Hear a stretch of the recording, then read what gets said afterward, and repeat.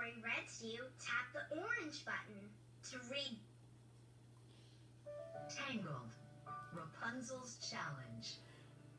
Rapunzel skipped happily along as Flynn Rider guided her through the forest. She had finally left her tower and was traveling to the kingdom.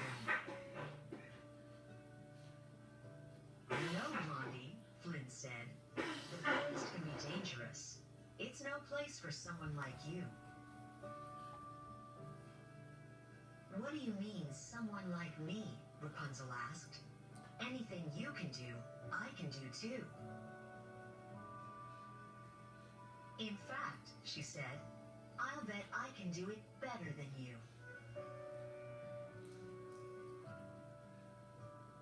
Flynn grinned.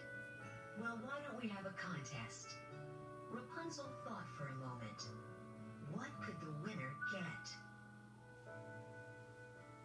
She looked at her chameleon friend, Pascal, who rubbed his tummy.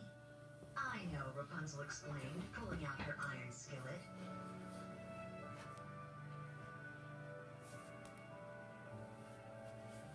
Whoever loses has to make the winner a snack.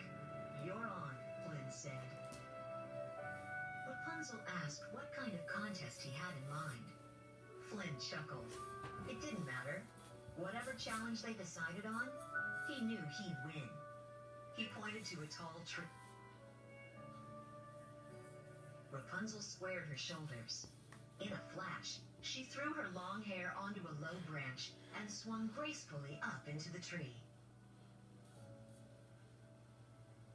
Hang on, Flynn cried. I didn't say go.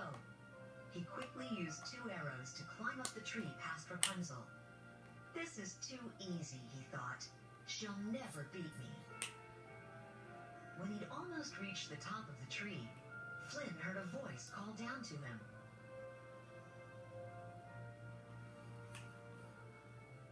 Yoo-hoo, what took you so long? Rapunzel was sitting on the top branch of the tree. How did you get up there so fast? Flynn cried. Rapunzel pointed to her hair. You'd be surprised how much I can do with this. That's cheating, Flynn argued. I demand another contest. This time, no hair.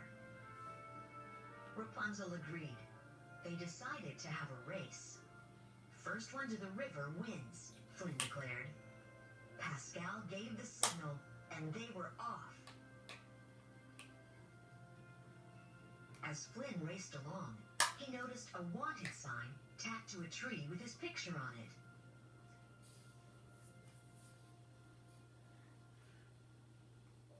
While Flynn was staring at it, Rapunzel sped right past him.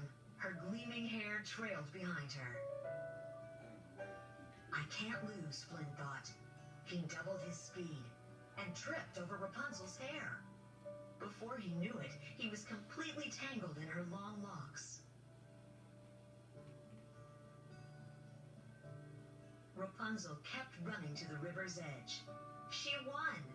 That wasn't fair, Flynn panted. You used your hair again. No, I didn't, Rapunzel argued. I only used my legs. But Flynn insisted on one more contest. Flynn pointed to the river. Let's see who can cross this first, he said. He jumped into the water. Rapunzel didn't know how to swim. How could she get across without swimming or using her hair? Any ideas? She asked Pascal, who was hanging from a vine. The little chameleon shrugged. Then Rapunzel's eyes lit up. That's it, she cried. When Flynn climbed out of the river, Rapunzel was standing on the shore.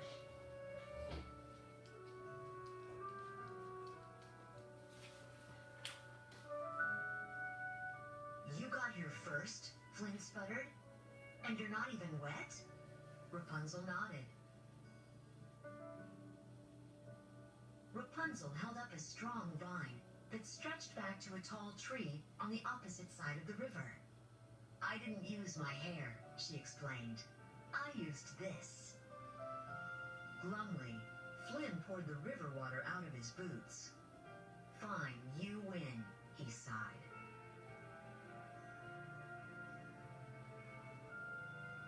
What about the prize? Rapunzel reminded him, pulling out her skillet. You owe us a snack. Well, what would you like? Flynn asked Rapunzel. Surprise us, Rapunzel answered excitedly. Flynn built a fire and gathered nuts and cherries to cook. Soon, delicious smells filled the air.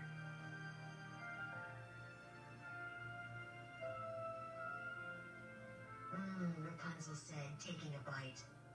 You know, you might be almost as good at cooking as I am. Almost. The end.